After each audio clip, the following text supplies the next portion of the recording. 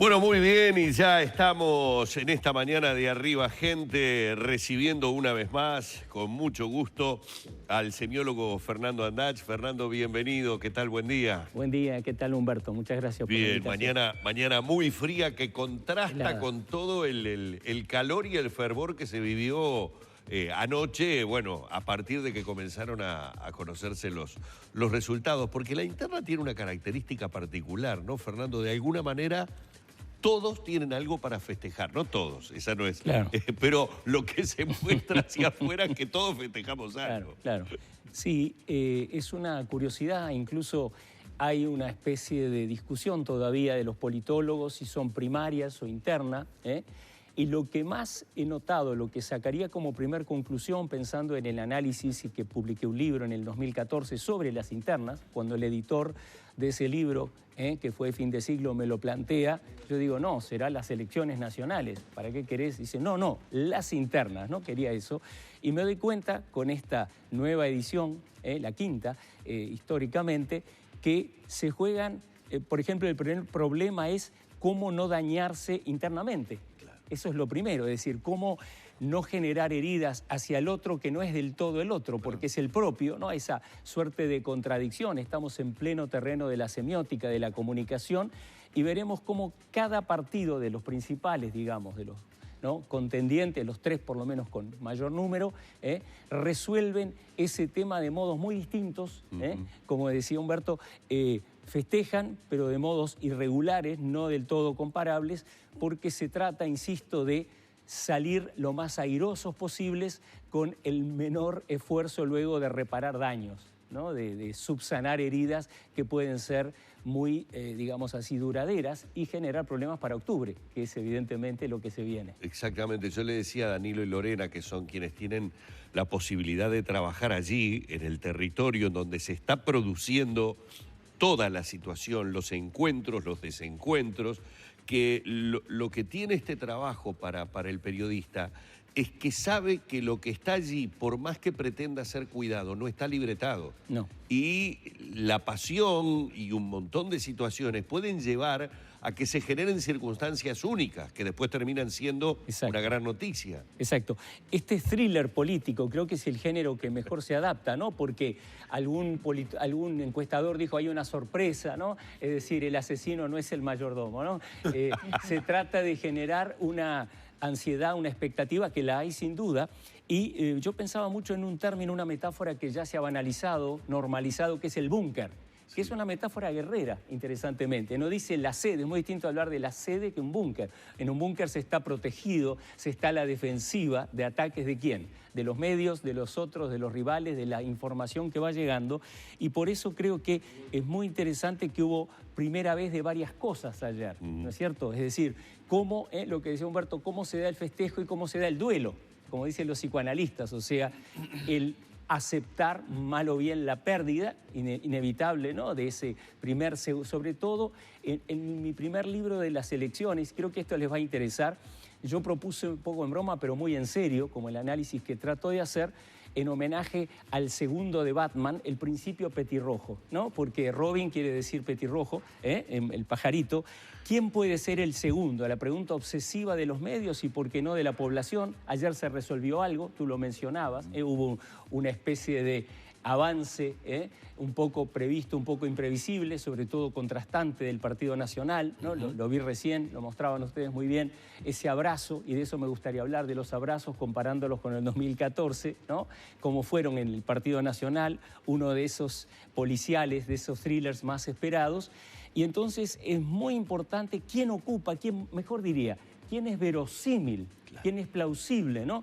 Porque imagínense un Sanguinetti, ¿no? Lo dice muy graciosamente Talvi en el discurso en la Casa del Partido Colorado: le puedo ganar en votos, le gané, pero no en política, ¿no?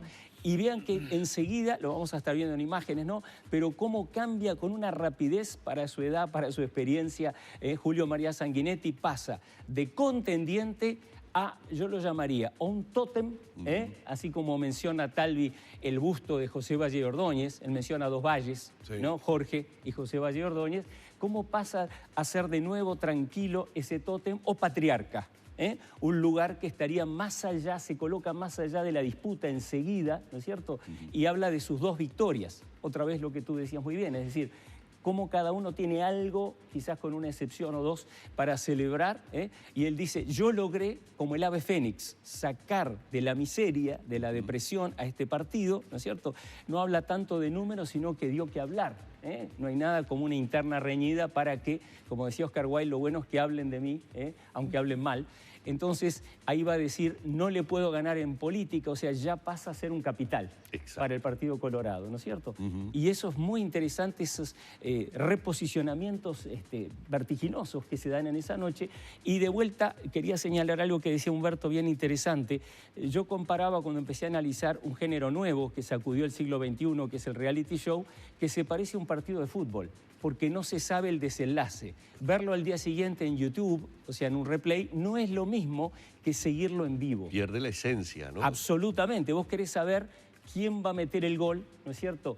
Y quién va a ser echado de la casa, y en este caso, cómo recibe la derrota o el triunfo cada candidato, y ahí siempre hay un grado de imprevisibilidad que es lo que da una cierta fascinación a este momento revelador de la política uruguaya, de la política en el mundo, donde hay primarias o internas, y creo que eso es lo que vale la pena. A eso vamos, a esas primeras imágenes, comenzando por Martínez, para que Fernando nos ayude a ir decodificando algunas de esas señales que se fueron dando. A ver, aquí tenemos el caso de Martínez, acompañado en su discurso por los otros precandidatos. Exacto. Ahí lo interesante, diría yo, es que la coreografía, aunque ahora lo estamos viendo en solitario, en solo, ¿no? Es que mantienen impecablemente del inicio al fin una coreografía que es lo más distinto al 2014. Creo que es el parámetro a comparar. Esa figura solitaria de Tabaré Vázquez en la huella de Sereñe, ¿no es cierto? Sin esperar a su contrincante rival Constanza Moreira, ahora que se habla todo el tiempo paritaria, es lo más diferente a estos 4 que con respeto lo escuchan. Parece que habían acordado que iba a hablar solo Martínez, pero lo interesante es que están los 4. Es decir, ¿cuál fue la palabra más usada? Javier Miranda lo dijo antes, luego ellos, unidad. Hablan de programa único, lo habla en el debate, ¿verdad? Andrade, que fue otro de las sorpresas de la noche, su alta votación, pero lo fundamental, una palabra que usa, una frase curiosa que usa Martínez, no sé si ustedes la captaron, que es sereno orgullo.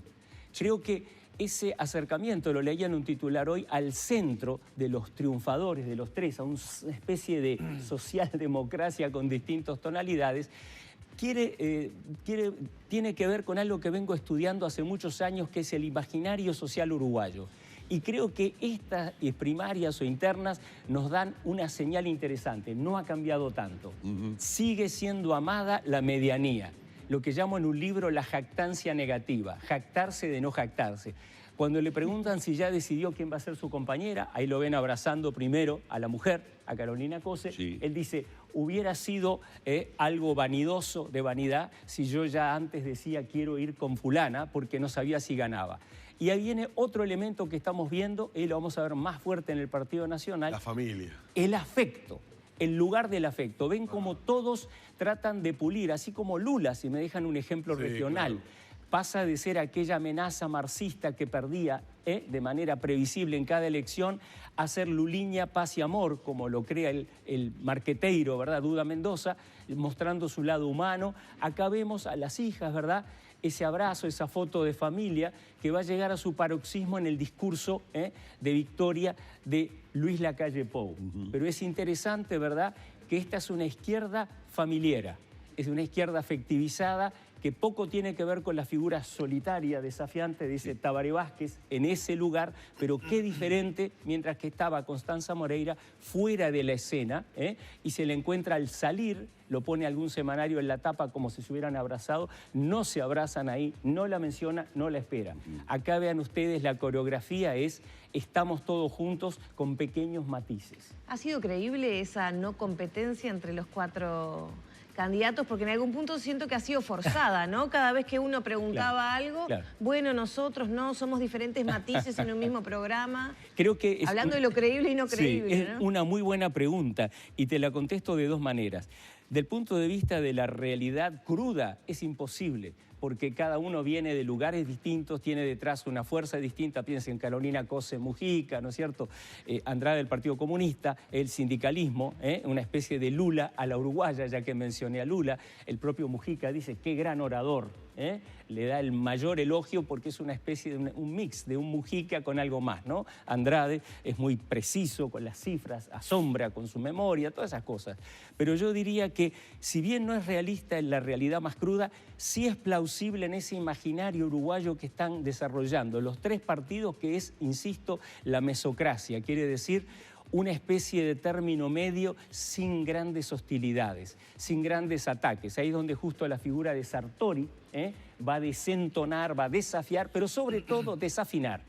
Creo que se produce, ¿no?, una especie de ruido violento cuando alguien sale, ¿verdad?, totalmente sale de tono, sale de esa medianía, ya por hecho de ser rico y de decirlo sin problema, empresario, rico, distinto. Vieron a Novik, por decir algo, otro de los ganadores de la noche, que habla todo el tiempo de su pasado feriante, en fin, de una figura nuestra más uruguaya. Más modesta. Mucho más. Este otro no tiene miedo, no tiene jactancia negativa, se jacta de lo que ha logrado, de lo que ha conseguido. Entonces, la respuesta sería, esta unidad coreografiada, evidentemente, que es como un ballet político, ¿no es cierto?, no es creíble. Desde afuera nadie se la creería. Desde el Uruguay toca una fibra que es esa especie de homogeneidad, o como la llamó el sociólogo Germán Rama, hiperintegración.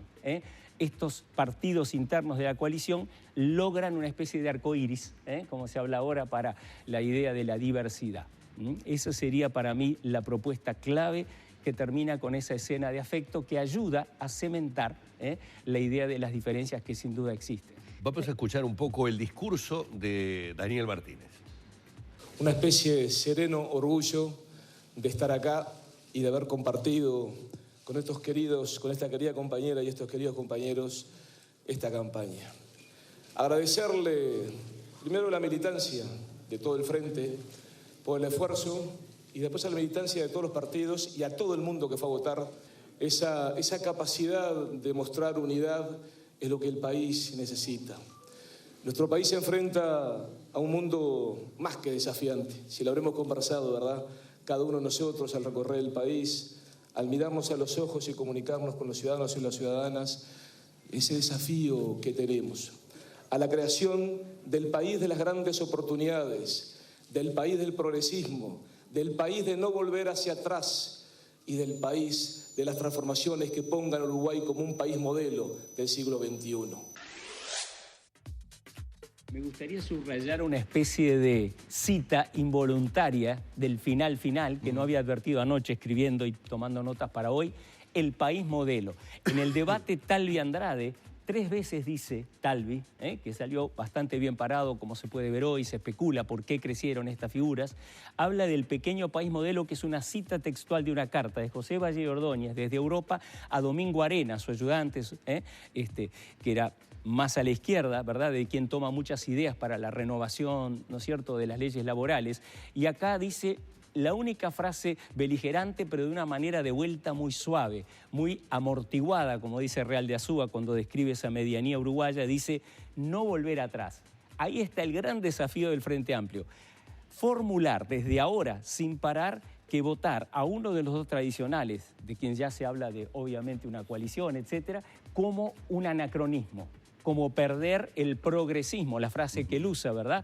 Vieron además que empieza con sereno orgullo y lo dice 3 veces durante el discurso, para ubicarse en esa zona de modestia, esa zona de humildad, a pesar de haber sido un ganador durante toda la encuesta, lo daba siempre arriba, un punto más, punto menos, pero insisto que ese es, semióticamente diría, es el gran desafío para octubre: mostrar, demostrar, convencer, persuadir que votar Nacional, Colorado o una mezcla de ambos es un regreso, es un retroceso de todos los avances, mientras que el siglo XXI lo sigue precisando al Frente Amplio. Eso hay que demostrarlo ahora, eso sí que no está jugado, claro. Es el gran desafío. Vamos por el Partido Nacional ahora. Lo que uno se pregunta, y ya vamos a ir al Partido Nacional, es porque lo dijo al pasar Fernando y no me parece nada menor, es hasta dónde el que se hayan prestado al primer debate político, Andrade y Talvi no le generaron la estupenda votación que cualquiera de los dos tiene. Uno quedará en la duda, no tiene la posibilidad, pero se da esa casualidad, no casual. Mirá si será importante, Humberto, que recuerdo perfecto cuando estaba Mieres en el Prado, de vuelta a 2014, al lado de Tabaré Vázquez, y hay una tensión cuando casi le ruegan a Vázquez para tener un debate. ¿Y qué dice Vázquez todo el tiempo hasta el fin? Ni hablar de eso. Es decir, toma una postura de desafío, ¿verdad? Que si está muy bien colocado, ¿para qué quiere un debate? Mientras que ahora hubo una estrategia, que coincido totalmente, de, digamos, transparencia, mayor transparencia. Es decir, esto es lo que piensa uno de los precandidatos. Y además sorprende porque viene del sindicalismo, viene del Zunca, nada menos, aunque lo llama Mujica anoche un trabajador, un laburante intelectual. Es una picardía, ¿no? Porque uno pensaba que iba a ser del ladrillo, de la construcción. Dice, no, intelectual, porque el discurso es un discurso clase media. El uso de las cifras, la memoria, ¿verdad? Cómo articula rápidamente en cualquier discusión, casi no deja hablar. Supongo que es un riesgo para los periodistas, ¿no es cierto? Acaparador. Claro, pero tiene una voz muy fuerte, no digo en volumen, sino en capacidad persuasiva, discursiva, sobre todo para el televidente, el oyente, que dice, este tipo sabe de lo que habla. Entonces, eso creo que es bien interesante, la idea del debate, y seguramente habrá debates en lo que viene. Cargado de simbolismo estuvo la interna blanca, y particularmente lo que fue la figura de Luis Lacalle Pou como el vencedor de esa interna. Totalmente. Yo quería, acá ya que estoy en Canal 10, aprovechar el espacio, ¿verdad?, mediático del primer discurso, que es el que ustedes están mostrando. Esta escena, exactamente, ¿verdad?, repite, aunque ustedes no lo crean, algo que pasó en este canal hace exactamente 30 años. Sí. En un programa de aquí llamado Hablemos, mientras todos los candidatos, no había interna, en el 89, 30 años atrás, traen a figuras intelectuales de la economía prestigiosas. ¿Con quién viene el papá de este muchacho?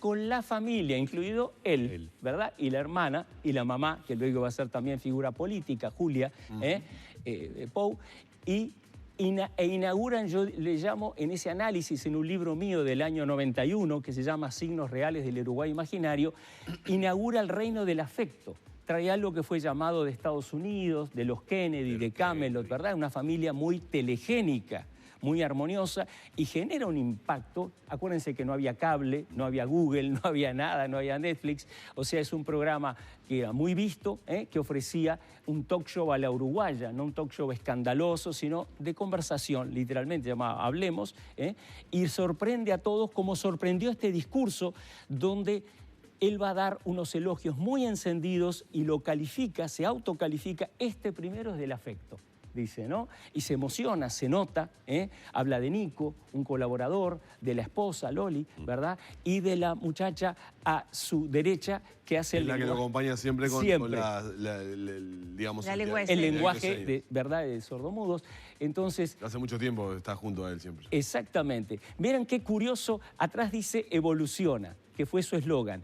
Y él de alguna manera, ¿verdad?, que fue muy discutido ya en las elecciones pasadas, cómo desaparece el papá, cómo no es mi hijo para acá, para allá, da un paso al costado y deja que la próxima generación ocupe todo. Lo hizo ayer de vuelta cuando venían los periodistas. Vamos a escuchar a Luis, decía. Me lo dijo a mí, a ti. reiteradamente. Pero hablando de signos, ese abrazo que sea con el padre subiendo la escalinata de la casa del Partido Nacional, también es todo un símbolo, ¿no? Absolutamente. Porque había estado, ahí lo vemos. Ahí está. Son dos generaciones y él va a terminar el discurso político de Huerta con el afecto diciendo, soy padre de blancos y seré abuelo de blancos, ¿verdad? O sea, está hablando de una genealogía, los dos. Larrañaga, lo más parecido en los dos discursos, hablan de lo más de 180 años.